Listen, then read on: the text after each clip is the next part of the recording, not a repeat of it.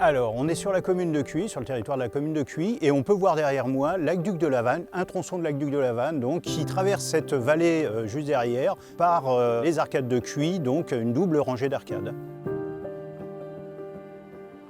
Donc l'aqueduc de la Vanne a été lancé sous Napoléon III via le baron Haussmann qui a missionné l'ingénieur Belgrand pour venir rechercher dans la région, à un peu plus de 100 km de Paris, des eaux de qualité et en quantité.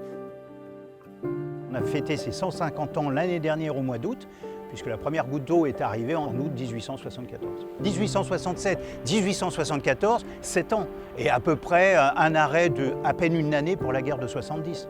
Donc oui, en à peine 6 ans, 156 km d'ouvrage.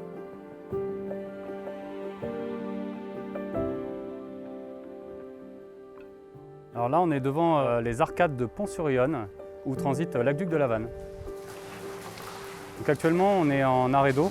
Donc on a mis en déversement les sources qui sont situées en amont pour une période de 3 mois, ce qui va nous permettre d'effectuer les inspections d'aqueduc et également les réparations sur les ouvrages.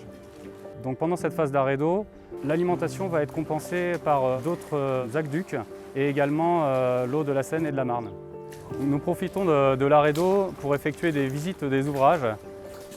Nous allons avec mon équipe dans l'aqueduc pour effectuer des relevés et également faire des réparations sur les perforations de racines et les dégradations ponctuelles.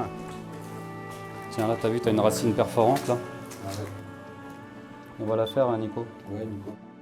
Là, on peut voir ici qu'on a une racine perforante qui a tendance à désagréger l'intégrité de l'aqueduc. Donc, ce qu'on fait quand c'est comme ça, c'est qu'on va aller gratter vraiment à la pénétration de la racine pour nous permettre de faire la réparation ensuite de tout ce qui a été abîmé à ce niveau-là. Donc là, Nicolas, il réalise un ciment qui a une conformité sanitaire qui nous permet d'effectuer des réparations pour l'alimentation en eau.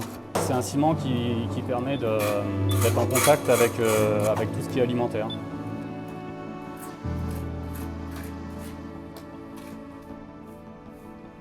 Alors comme il y a un certain nombre de vallées qui ont été traversées, pourquoi des arcades, pourquoi des siphons? L'arcade, ce qui est le mieux puisqu'on gardait une pente continue, mais très cher à la construction. Beaucoup moins cher le siphon, puisque là, on arrête la construction en maçonnerie, on la reprend avant de retourner sous terre, et entre les deux, on ne pose que des conduites en fonte.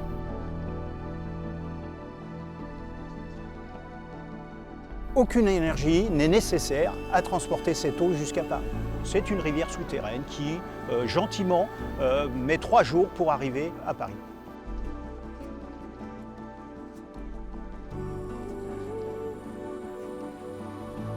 Cet ouvrage, comme la ville est propriétaire d'une bande de terrain en moyenne de 10 mètres où est construit cet aqueduc, c'est une bande enherbée qui a un volet écologique, une trame verte, puisque nous pratiquons un entretien de gestion différenciée sur ces espaces naturels, de façon à privilégier la faune, la flore.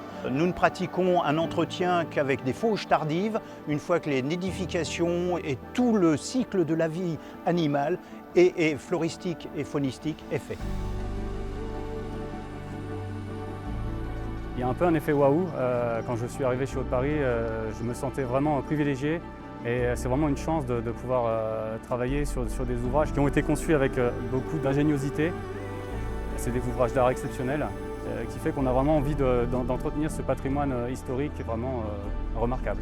Moi qui ai habité, étant jeune, à côté de certains de ces ouvrages, j'ai toujours été curieux de savoir ce qui se passait à l'intérieur.